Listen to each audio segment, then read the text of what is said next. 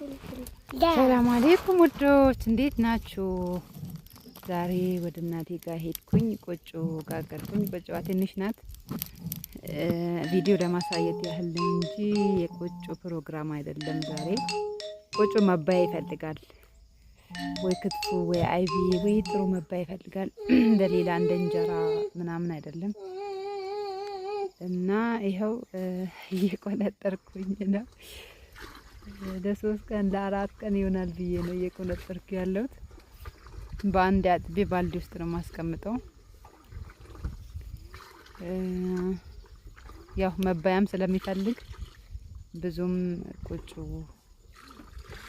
አያስፈልግም። ወደ ሀገር ቤት ከገባችሁ እንግዲህ እኔ ጋ ነው። እኛ ቤት ብዙ ቆጮ አለ። እኔ እንደውም አላህ ይሄንን ያንሰው ነበር የምለው። ምክንያቱም ስራው ብዙ ስለሆነ ማለት ነው። እዚህ ጋር እያጠብኩኝ ነው። አጥቤ ከጨረስኩኝ በኋላ በወንፊት ውስጥ ይጠላል።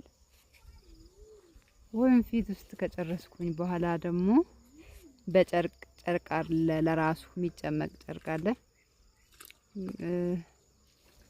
ለራሱ ጨርቅ አለ። በጨርቁ ጭምቅ ይደረግና እንግዲህ የማታውቁ እኔም አላውቅም ነበረ በነገራችን ላይ አሁን የመጣ ፋሽን ነው እንጂ ድሮ በሰንዳ ነበረ የሚቆረጠው። እንትን ላይ ቁጭ ብሎ የሆነ ለራሱ የሆነ መቁረጫ ነበረው። ያ ሁሉ ጥቁሩ ይለቀምና ይሄ ጥቁር ይቆረጥ ነበረ።